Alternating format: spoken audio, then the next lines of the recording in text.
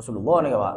Jadi mun beda emas nih jombon, lastari apa aja ngasar Rasulullah langsung paleman ke jombon. Ditanyakin mana sahabat, mana Uqbah ini. Ada sebagian riwayat orang lain yang bertanya, ya Rasul, kenapa kok jenengan pulang? Ada apa? Kok langsung pulang? Kata beliau, karena di rumahku itu ada emasnya.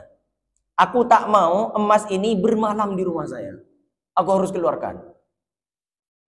Nah, jadi moneter wah, nyaman ya. Amun kuda rinta di emas. Bini ne kuda sandi emas. Emas fawaidnya mana?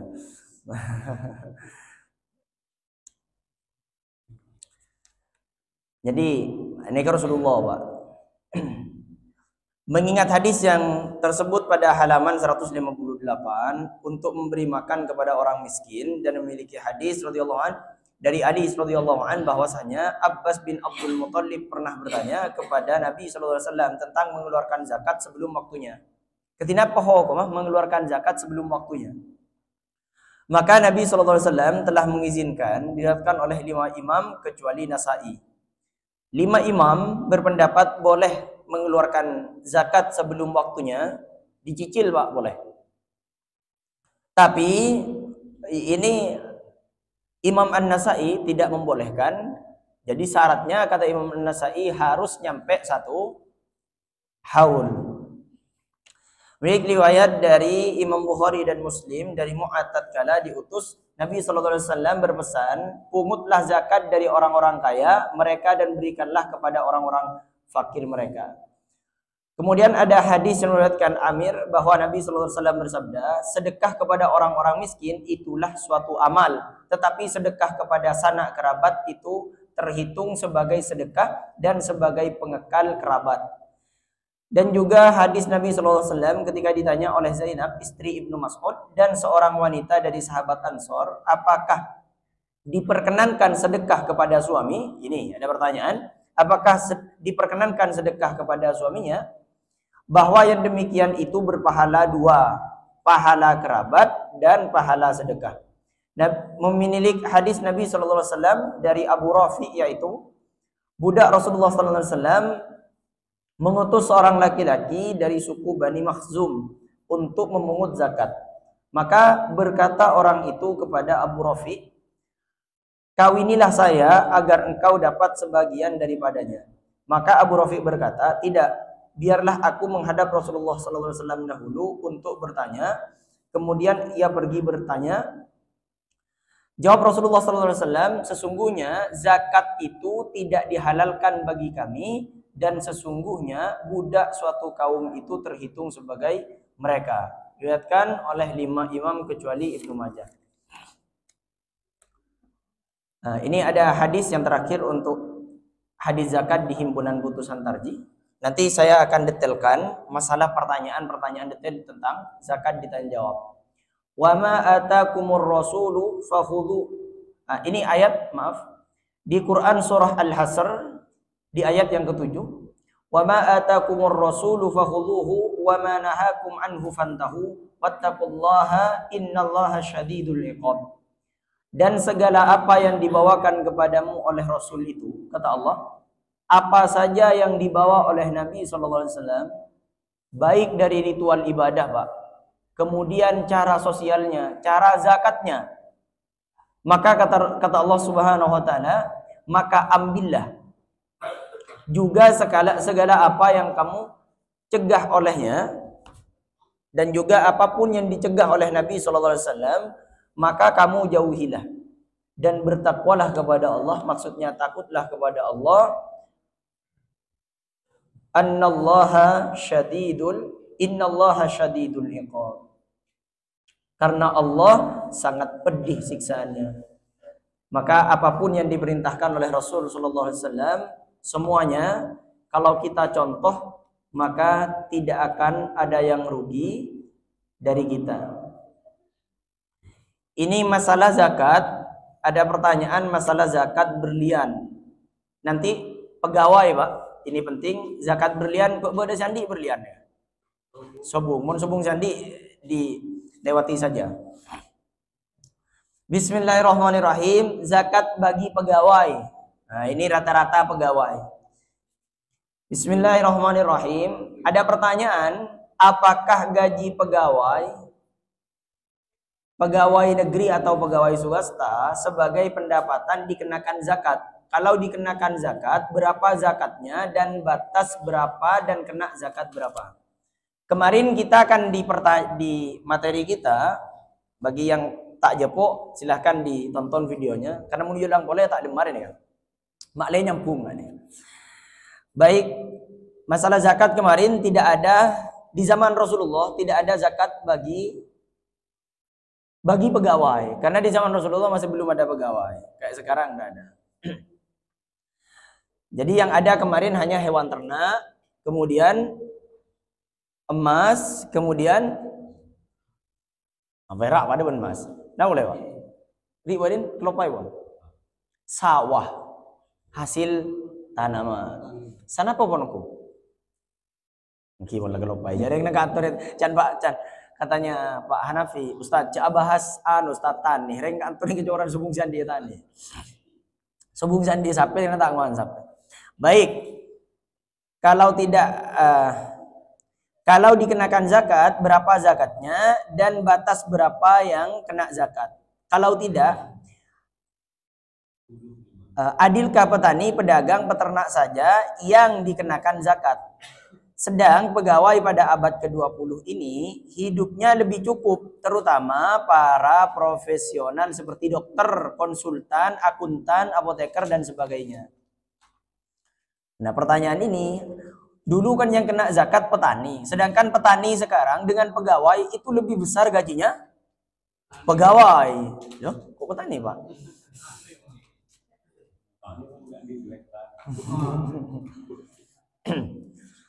Bismillahirrahmanirrahim. Jawabannya, pertanyaan ini pernah ditanyakan dalam di tahun 1986 yang pada prinsipnya hal ini belum ditetapkan pada muktamar, tetapi dari penetapan yang ada yakni buku Al-Anwal fil Islam sebagai pedoman lanjutan pada qoror yang tersebut dalam HPT oleh tim telah dijelaskan yang ringkasnya: 1. Harta yang diberikan oleh Allah kepada manusia adalah sesuatu kenikmatan dan amanah Allah, perlu disyukuri dan perlu dipenuhi hak-hak dan kewajiban bagi pemiliknya. Antara kewajibannya adalah zakat. Berarti pegawai harus kena zakat. Yang kedua, dikenai zakat itu semua harta pemberian Allah hasil usaha manusia pada umumnya dan hasil usaha dari hasil bumi. Berdasarkan pada pengertian umum ayat 267 di surah Al-Baqarah yang telah kita jelaskan kemarin. Pengeluaran zakat itu didasarkan pada pemenuhan perintah Allah sebagai ibadah, juga untuk membersihkan harta itu dan membersihkan hati pemiliknya. Di samping pemerataan pada yang lain didasarkan antara lain pada ayat 103 surah Al-Baqarah dan ayat 19 surah Ad-Dariyat. Yang keempat, jumlah yang dikenakan zakat kalau gaji kalau gaji setahun dikumpul mencapai harga emas seberat 85 gram murni, jadi yang dikenakan zakat apabila kalau dijumlah gaji itu, kalau dijumlahkan selama 1 tahun, misalnya setiap bulannya 10 juta Pak, maka dikalikan berapa? 12. Kalau sudah 12 nyampe hitungan emas 85 gram murni, emas murni, maka harus kena zakat. Jadi cara menghitungnya bagi pegawai seperti itu. Dihitung gajinya sampai 1 tahun. Nah, kemudian pengeluaran boleh akhir tahun, boleh dicicil tiap bulan pada waktu menerima sebesar 2,5%. Karena zakat, jadi hitungannya bukan angka rupiah Pak ya, tapi angka emas 85 gram. 85 gram. Karena zakat gaji pegawai belum menjadi ketetapan qoror muktamar tarjih, maka sesuai dengan penutup buku pedoman itu Al-Anwal fil Islam, bagi yang berpendapat tidak sesuai dengan ketentuan ini, anggap saja pengeluaran itu sebagai infak dan iuran wajib yang telah diatur pimpinan organisasi. Baik. Kalau ini memang tidak jadi ketetapan di himpunan tarjih dan tidak ada dalil dari Al-Quran dan hadis tentang pegawai. Sekali lagi karena dulu tidak ada pegawai. Jadi dikembalikan kepada masing-masing. Oh, saya kurang setuju karena ini berat bagi saya. Nah, silahkan. Tidak apa-apa karena tidak menjadi putusan. Tapi Pak, yang jelas, makanya tadi diurai dari depan ada 1, 2, 3, ada 6 alasan kenapa kok harus zakat. Yang pertama, karena rezeki itu dari Allah, amanah dari Allah, dan kita diminta untuk mengeluarkan untuk jalan Allah. Kemudian zakat itu tujuannya yaitu untuk membersihkan diri kita dan harta kita. Kalau kita berzakat, jadi bukan kita yang butuh, bukan Allah yang butuh, tapi kita yang butuh kepada zakat tersebut. Nah, ini masalah zakat saya detailkan. Kemudian zakat fitrah sudah Pak ya, sudah paham ya. Baik, sekarang zakat harta warisan yang telah dizakati. Ini masalah harta warisan. Ada pertanyaan, seseorang menerima harta warisan dan pada waktu dibagi harta itu telah dikeluarkan zakatnya. Apakah seseorang yang menerima zakat tadi harus membayar zakat pula terhadap harta warisan yang diterimanya itu? Kalau tidak, apakah tidak masuk profesi yang dikatakan harta yang mudah dan didapat? Nah, ada dijawab. Pertanyaan kedua kami jawab dulu. Jadi yang dijawab pertama adalah pertanyaan yang kedua, bahwa harta waris bukan harta hasil profesi. Jadi warisan itu bukan hasil profesi, Pak. Karena harta profesi itu harta yang dihasilkan dengan usaha kasab, usaha kita. Bukan penerimaan begitu saja seperti hadiah, hibah dan sebagainya. Mengenai harta warisan, pada waktu membaginya telah dikeluarkan zakatnya. Ketika diterimakan kepada ahli waris, tidak perlu lagi dikeluarkan zakatnya oleh si penerima. Baru setelah penerima harta waris itu menyimpan harta warisan selama 1 tahun. Jadi ketika si penerima waris diberikan harta, maka tidak usah mengeluarkan zakatnya. Karena dia tidak terhitung profesi, Pak. Tidak terhitung kasab. Tapi sebagai penerima. Nah, kapan yang terhitung zakat? Apabila uang harta yang dimiliki itu, karena harta ini tidak harus selamanya uang. Harta yang dimiliki itu kemudian bertahan sampai 1 tahun. Syaratnya 1 nisab, Pak ya. Syaratnya 1 nisab. Nah, maka nanti kalau sudah nyampe 1 tahun itu harus dikeluarkan zakat. Ini termasuk kewajiban umum terhadap harta zakat, yaitu zakat harta. Bukan lagi zakat harta warisan, kecuali kalau harta itu berwujud harta yang zakatnya ditentukan lain, seperti harta yang berwujud tanah. Maka pengeluaran zakatnya adalah hasil tanamannya di kala panen. Jadi kalau kita mempunyai emas misalnya, diberikan warisan emas sama orang tua kita, kemudian sudah nyampe 1 tahun emas ini, berputar 1 tahun. Dan emasnya di atas atau sampai 85 gram atau di atasnya. Maka nanti dikeluarkan berapa? Berapa? 2,5% dari emas tersebut. Nggak. Kemarin kalau sapi berapa ekor? 40. Kalau 40 kena berapa zakatnya? 1. Cek bit ya. Kalau 40 kena 1. Kalau 100 kena berapa? Masa? Mon 40 berarti kali 2 belum kolo. Mon belum kolo kena berapa? 2. Mon 100. Mak bisa pada? Karena ketentuannya. Karena ketentuannya, Pak. Kalau emas berbeda. Kalau di 85 gram, zakatnya berapa berarti? 2,5% dari 85 gram. Kalau 100 gram,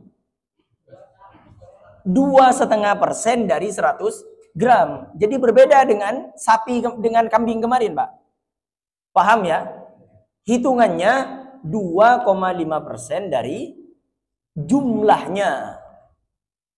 Tapi beda kalau kambing kemarin. Kalau kambing 40 ekor kena zakat 1. 80 ekor kena zakat 2. 85 kena 2. 90 kena 2. 100 kena 2. Paham ya?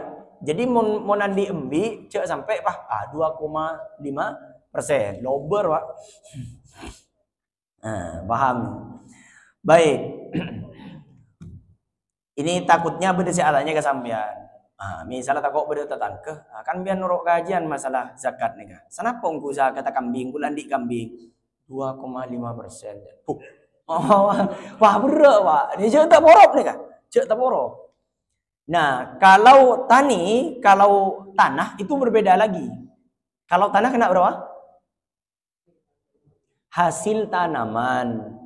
Kalau tanaman itu dilakukan sendiri, maka dilakukan sendiri tidak pakai biaya. Ojon tibi, kun cukup namen cuman, Pak.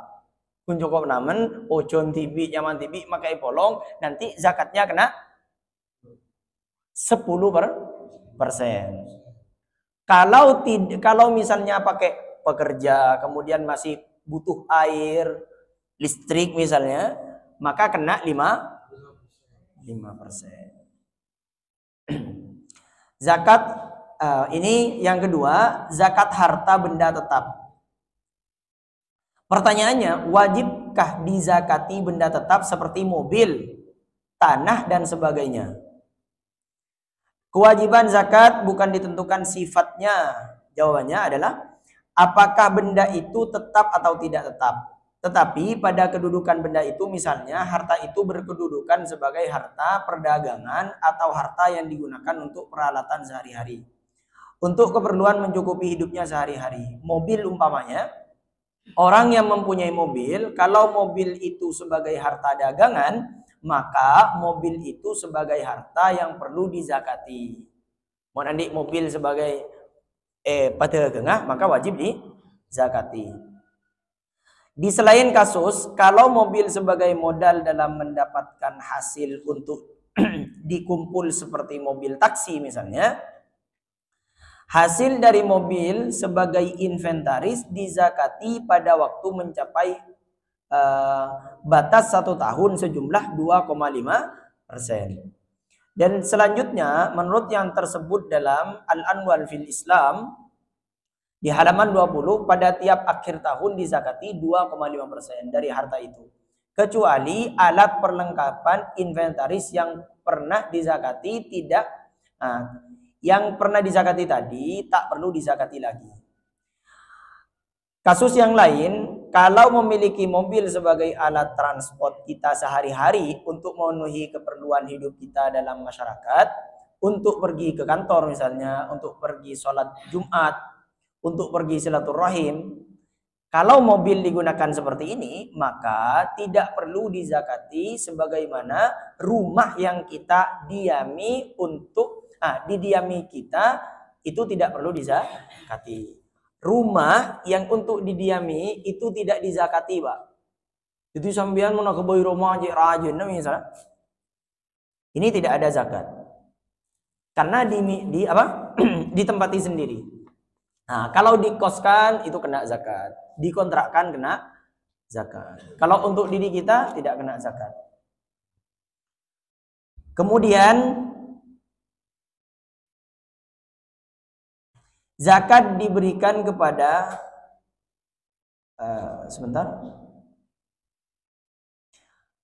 ini masalah modal dan keuntungan dizakati.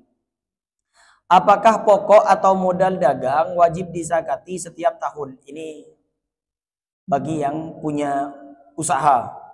Ataukah cukup sekali saja? Misalnya seorang pengusaha dengan modal 40 juta rupiah, setelah 1 tahun berjalan pokok dan keuntungan mencapai 45 juta. Kemudian dikeluarkan zakatnya 40 juta sebagai modal, yakni 2,5% dari modalnya. Kemudian 40 juta sama dengan 1 tahun, sama dengan 1 juta, dan dizakati pula yang 5 juta, yakni 2,5% dari 5 juta, sama dengan 125.000. Setelah berjalan 1 tahun lagi, uang menjadi 60 juta. Apakah yang dizakati hanya tambahan modal dari tahun pertama, yakni 5 juta, dan keuntungan yang 10 juta, ataukah yang dizakati itu 60 juta? Nah, ini perhatikan, saya nanti jelaskan secara bahasa saya sendiri, biar sesuai dengan teksnya dulu. Harta perdagangan wajib dizakati sebesar 2,5% setelah berjalan 1 tahun. Artinya setelah perdagangan itu berlangsung selama 1 tahun, jumlah uang hasil keuntungan beserta modalnya dizakati bersama. Bukan hanya modalnya saja, bukan pula laba atau keuntungan saja. Seperti contoh yang Anda tanyakan.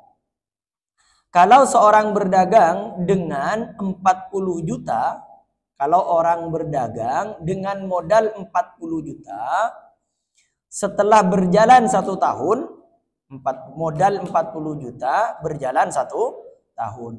Jumlah modal dan keuntungannya menjadi 45 juta. Jumlah modal dan keuntungannya 45 juta. Nyampung kan? Mentak nyempung menla tar aunggu gitu kan. Coba pesen ya, harus kita detail. Maka jumlahnya 45 juta, itulah yang dizakati 2,5%. Demikian juga setelah 1 tahun dan dizakati 2,5%, kemudian berlangsung setahun lagi dan jumlah uang menjadi 60 juta. Maka yang dizakati ialah harta dengan yang berjumlah 60 juta tersebut. Paham ya? Jadi modal 40 juta. Kemudian 1 tahun modal dan hasilnya itu ternyata terhitung 45. Nah, ini bagi yang berdagang, hati-hati. Untuk mulai dagang itu dihitung berapa modalnya. Nah, kemudian sampai 1 tahun itu dihitung, Pak. Dagangannya dengan modal dan hasil itu dihitung. Ustadz, bagaimana dengan misalnya berbentuk barang? Berbentuk barang modalnya dihitung semuanya, modal dan hasil dihitung. Kalau sudah ketemu, maka zakatnya 2,5%. Kalau di tahun berikutnya ternyata dari 45, kemudian tahun berikutnya bertambah Pak hasilnya menjadi 60 juta, maka dikeluarkan lagi 2,5% dari 60 juta. Insya Allah mudah ya.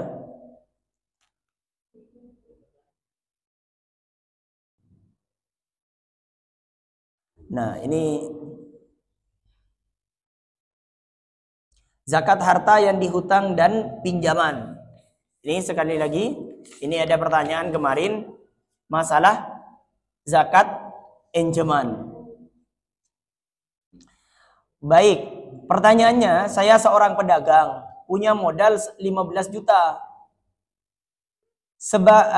Sebagian harta itu di tangan orang lain dalam piutang. Lancar atau tidak lancar? Nah, kadang lemajer, kadang tak lemajer. Sebagian berwujud barang dan sebagian lagi berwujud uang tunai.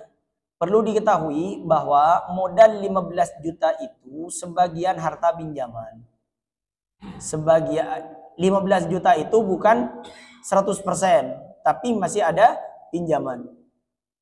Bagaimana menghitung zakatnya? Mohon penjelasannya. Nah, dijawab di sini. Harta pinjaman tidak dizakati.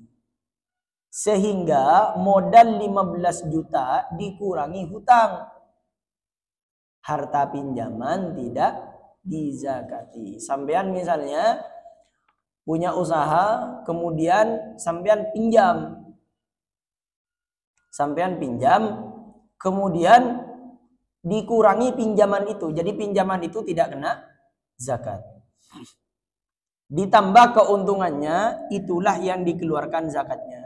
Harta yang dalam pinjaman orang lain yang dapat diperkirakan akan kembali dizakati, sedang harta yang dihutang orang lain yang kemungkinan besar tidak kembali tidak dizakati. Sehingga perhitungan zakat harta Anda ialah modal dan keuntungannya setelah dikurangi pinjaman dan dikurangi jumlah harta yang ada di tangan orang lain. Yang diperkirakan tidak akan kembali. Kan beda orang kadang. Beda ada orang nginjem nih kan. Dari seminggu ke seminggu boleh, dari seminggu ke seminggu boleh. Dulu setahun tak majar sekali. Nah, kelima lagi kadang Pak.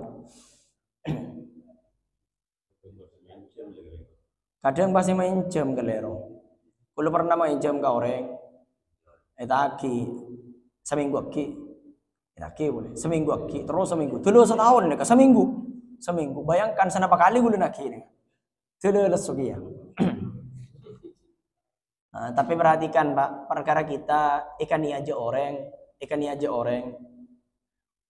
Ada sebuah riwayat orang yang meminjam, orang yang meminjamkan kepada orang itu terhitung sedekah setiap hari sebesar pinjaman itu Pak. Terhitung sedekah misalnya, terkadang itu kan kita menyalahkan kita kan. Atau menyalahkan Allah. Sebenarnya Allah sayang pada kita Pak. Dengan cara harta kita diambil secara tidak adil oleh orang lain, justru Allah ingin memberikan pahala kepada kita. Cuman kita tidak terasa. Makanya dibuat oleh setan, ayolah mencaci maki dia. Caci maki dalam Islam tidak dibenarkan. Caci maki kepada orang yang berhutang tidak ada Pak. Dalam Islam dianjurkan kalau kau ridhoi harta itu baik bagi kalian. Tidak ada panduan dalam Islam suruh caci maki. Nah, kadang kan kita, kadang saya sendiri kadang mantur Pak. Kemon tak majar, mantur bangkrut tuh sana. Nah kadang tak sadar, ya pegel Pak. Taki pansanawan kali, pokok tak ridho sampai kiamat tak ridho. Taki nang akhirat, pokok tekan minta sepora tak itu pora gitu. Ini saya kali. Jadi dalam Islam kita tidak rugi Pak. Harta yang dipinjam oleh seseorang itu akan oleh Allah diganti pahala sebesar sedekah setiap hari sebesar angka itu Pak. Bayangkan ini. Setiap hari Pak ya. Setiap hari. Bahkan orang yang berhutang, Allah tidak menghitung nominal Pak. Hutang itu tetap hutang. Makanya kalau punya hutang segeralah dibayar. Karena nanti di akhirat sudah tak berlaku lagi emas dan perak. Tak berlaku Pak. Ini hari kamu macam emas pun sombong bagi akhirat. Meskipun bedel tak butuh pun. Orang yang masuk surga itu istananya dari emas, dari perak dan berlian tak butuh. Pongki odi nih itunya andi Roma mun di otang jual Roma nak lu kontra. Tak abid Pak. Mun mati orang yang diotang, ini perhatikan, mati orang yang berhutang, harta itu bukan orang yang punya, tapi punya anaknya Pak. Jadi misal terlanjung umur, Pak Ilung kan diotang misalnya, tapi kuliah ngelak contoh Pak Ilung kan diotang, mun ngelak contoh Aftar kan tak nyaman. Nah, Pak Ilung punya hutang, kemudian Pak Ilung tak nyerah Pak, tak majer, tidak bayar, meninggal Pak Ilung. Harta di rumah itu bukan punya Pak Ilung, Pak. Tapi harta waris sudah. Punya anak dan punya istrinya. Jadi misalnya anaknya tidak membayarkan hutang, itu terserah anaknya.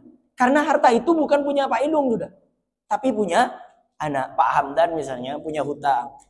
Pak Hamdan meninggal dunia, hutangnya tetap terhitung hutangnya Pak Hamdan, paham ya? Tapi hartanya di rumahnya bukan punya Pak Hamdan, tapi punya anaknya. Berbeda Pak, hati-hati. Namun andi anak sebut ngerti nyaman Pak. Duduk rembat tangring tua. Kadang beda. Pak ingat kan, apaan beneran andi utang? Ti nujuk tang apa sih andi utang? Ti nujuk tang apa sih andi utang bediko? Tak majer Pak. Aduh.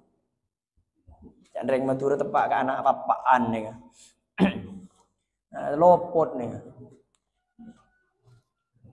Papaan itu papaan tak kaya katanya. Enggak. Ini sop aja niser soalnya. Rasulullah tak menyolatkan orang yang punya hutang. Mendi utang tuh dimajar, Pak. Nah, maka di sini perhatikan kalau jumlah maka hutangnya tadi dikurangi hutangnya zakatnya tadi dikurangi hutang tersebut kemudian dikeluarkan zakatnya. Perhatikan, ini zakatnya orang usaha dengan zakatnya emas berbeda, Pak. Pak siapa? Pak Mahmudi kan punya usaha. Cek bitong kemas Pak Mahmudi. Nah, ini banyak salah paham orang. Saya mau zakat ketika hasil saya sudah setara 85 gram. Butuh ini, Pak. Bukan seperti itu zakatnya usaha, Pak. Zakatnya usaha, modal dan hasil itu dikumpulkan, dikeluarkan zakatnya 2,5%. Ini salah. Andi modal 1 miliar. 1 miliar, Pak. 1 miliar. Selama 1 tahun, Andi hasil 1 juta. Hasilnya cuman 1 juta. Modal 1 miliar, selama 1 tahun hasil 1 juta. Wajib zakat? Wajib, Pak. Wajib ini. Modal 1 miliar, hasilnya 1 juta. Wajib zakat? Wajib. Berarti nyetrot kah? Nyetrot kah modal? Berarti tak nyaman ring usaha. Cetak nyaman. Saya nyaman ni ke sedekah pun kan. Mundi saya ke sedekah, orang ni nyaman.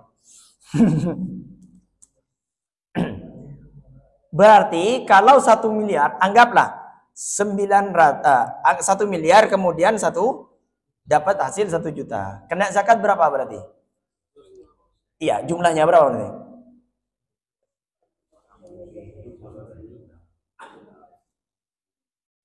Kaya nga kanina po. Kula ako lang mo tong bidongan niya.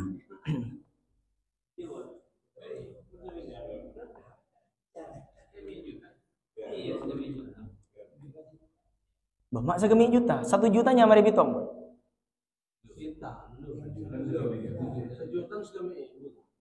Berarti, sana berarti? 25 juta sa kami ibu. Kini kaya kata. Setahun boleh sampean hasil misalnya 500.000 wajib boleh zakat boleh. Modal kita kira Pak. Tak kira.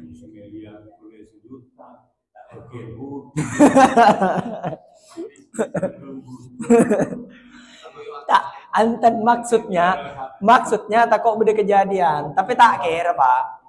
Katanya Pak Ilung mun modal 1 miliar pas setahun hasil 1 juta berarti itu kebutuh nih kayaknya.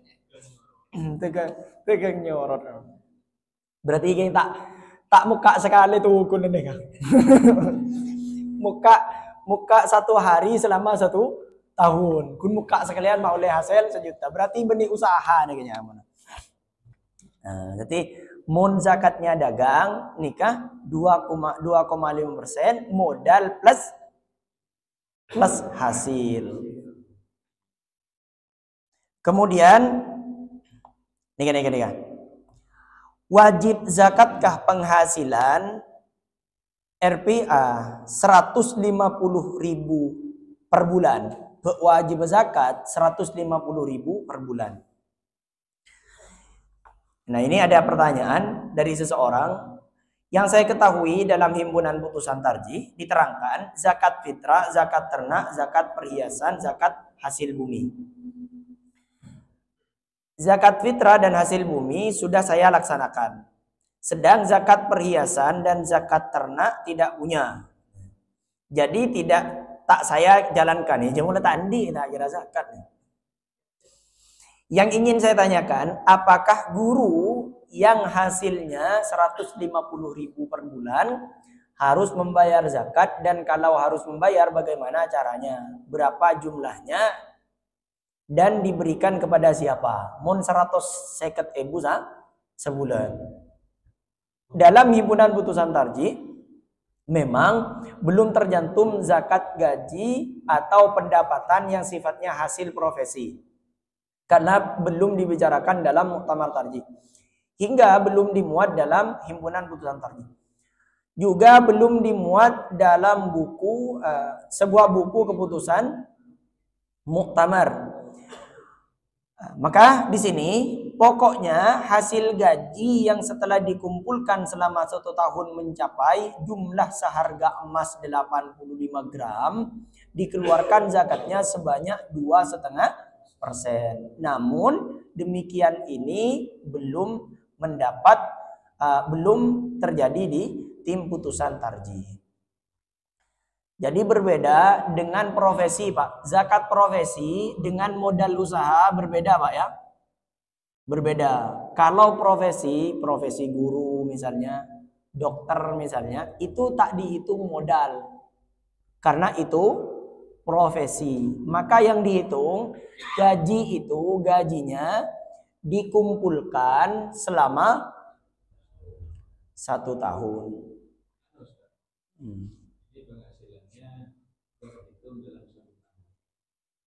Dalam bentuk itu 1 tahun itu kan ada satu pengeluaran. Jadi pokoknya menerima sekitar 150 akan dikeluarkan dulu untuk kebutuhan pokok, baru bisa sekali. Oh baik, pertanyaannya Pak siapa? Pak Rudi. Gajinya itu apakah dikurangi kebutuhan pokok dulu? Apakah langsung dikeluarkan zakatnya? Baik. Khusus profesi, oke, profesi ini terhitung gaji langsung. Jadi gajinya terhitung dibulatkan selama 1 tahun tanpa dikurangi apa-apa. Jadi bukan sisanya yang dihitung ya. Gaji 1 tahun 5 juta, ya Pak ya. Gaji 1 tahun 5 juta. Sebulan. Gaji 1 bulan 5 juta. Kemudian orangnya bulan coba sama aja Pak. Ya, ngirim anak beli sama aja Pak. Pas aku lihat dan Pak Idung bede boduk lain sama aja Pak. Ternyata Pak akarnya 0 Pak. Akarnya 0 min Pak. Berarti ketina Ustaz, patak zakat yang dizakati perintah zakat. Tapi ini tidak ada di putusan Pak ya. Ini kembali kepada masing-masing. Sekali lagi kembali kepada masing-masing. Kalau cara berpikir kita, ini dari Allah harta saya dan Allah yang memberikan harta ini. Jadi dihitung itu semuanya Pak Rudi. Semuanya Pak Rudi. Jadi gaji 5 juta 1 bulan, ya sudah dikalikan 12 bulan. Berarti berapa? 60. Oleh belum 5 gram. Tak oleh berarti tak wajib zakat.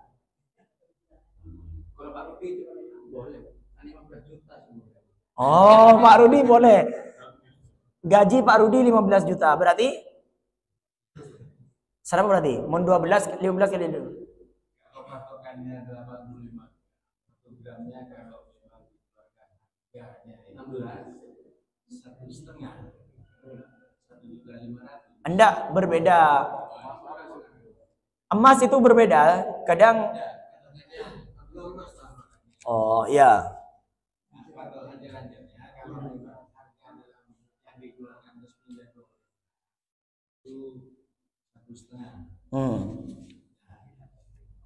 85. Terus iya, seperti itu. Ya. Kalau penghasilannya memang itu tidak memenuhi usaha itu, bukan zakat,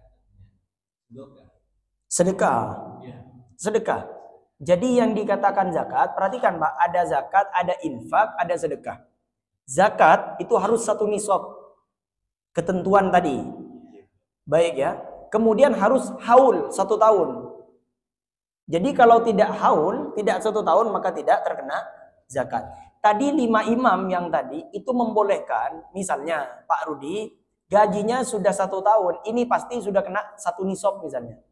Nah, sama Pak Rudi, karena takut bere Pak. Mohon 100 juta berarti 100 juta berapa? Kalau 1 M berapa tadi? 25 juta. Gajinya Pak Rudi misalnya 1 M misalnya. Mana polong 1 tahun. 25 juta. Bere kan Pak? Segemi juta ini kebere Pak. Nah, mana tak bere akhirnya cecil Pak Rudi 1,5 juta. Oke, Pak. Pokoknya setiap bulan Pak Rudi usah abri kena. Oh, tambah setiap hari. Tapi dengan niat dicicil, dikalkulasi sama Pak Rudi. Kalau 25 juta, berarti kalau setiap hari saya sedekah, berarti kurang lebih berapa? Setiap hari. 25 juta dibagi 12, dibagi 30, berapa berarti? Mungkin kena ke pon. Sakoni pon.